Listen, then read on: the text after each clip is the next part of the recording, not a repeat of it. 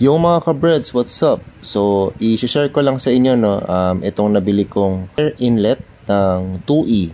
Pero kasi itong nabili ko, pang ano to pang Big Body and Love Life ng 2E variant. Pero i-share ko sa inyo ngayon kung ano itsura ng original na stock ng air inlet para sa 2E small body. So, ito yon, yan. So, yan yung mahaba, yung parang ahas. Yan yung 2E air inlet na stock ng small body. So, nakabili tayo ng second hand condition na mura lang. Kasi kung bibilin nyo to sa kasas, around 5 to 6,000 pesos.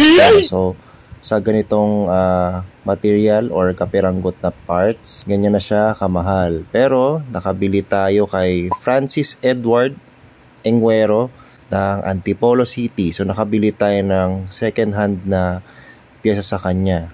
So, yung ibang parts ito medyo may biyak na, tsaka may butas na dahil sa kalumaan. Tsaka kasi yung quality ng rubber nito pangit eh. So, ginawa na lang natin siya ng paraan para ma-repair natin siya. So, yan, nag-cut out lang ako ng kasing laki niya na plastic bottle.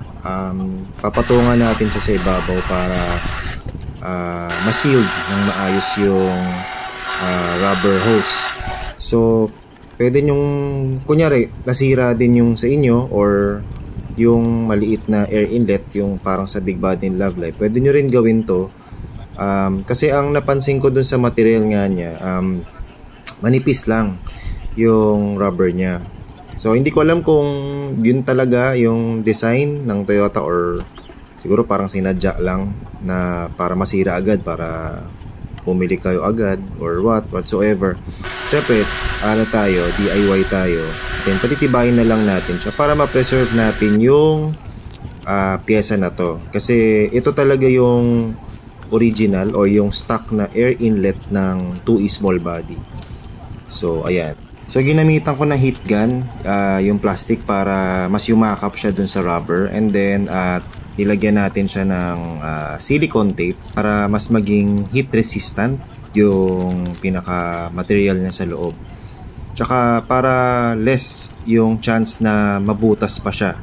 Okay? Kasi gusto nga natin mas sumaba yung buhay nitong air inlet hose kasi rare pops na siya. So ayan, tatanggalin na natin tong yung nakakabit na air inlet. Gusto gamit lang kayo ng 12mm socket wrench. Yung isa pang bracket dun sa may uluhan niya, hindi ko na siya kinabit kasi pwede naman siyang ipit dun sa may washer tank tsaka dun sa may body ng kotse. So, hindi naman siya nag-aalog-alog nung tinanggal ko yung bracket na yan. So, inisip ko for sale na lang siguro to guys. Ibenta ko na lang to sa FB Marketplace. Ila-let go ko na siya kasi yung ikakabit na natin yung stock 2E, stock air inlet intake ng para sa small body. So yung pinakadulo niya, no, diyan nakasuot sa looban. So ang maganda kasi diyan, yung kumukuha siya ng much colder air. So malayo siya sa engine. Mas maganda 'yon. Somehow mas malamig yung hangin para mas maganda yung combustion. Mas pino. Kumbaga, mas pino yung andar ng makina. Pag ganun, pag mas malamig yung nakukuha niyang air.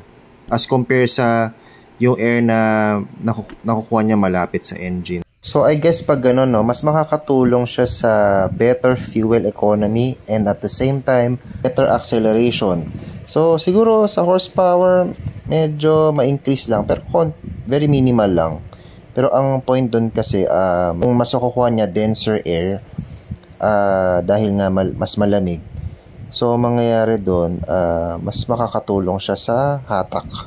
Just to give you an overview, no, ayan, ganyan siya nakakabit sa makina. And yung pinakadulo ng hose niya, no, sa malayong part ng makina. So, hindi siya makakakuha masyado ng very hot na air papunta sa air filter. So, problema lang nito guys, so yung bracket na nakakabit dun sa air filter, humaharang dun sa cooling plate natin. So, siguro gagawin muna natin, tatanggalin muna natin yung cooling plate para maikabit lang natin yung bracket niya dun sa uh, body. So ito yung minsan problema, no, may mga parts na tatamaan or hindi magiging compatible pagka kinabit mo yung isa pang parts. So siguro in the meantime, ganyan muna, no, wala muna tayong cooling plate.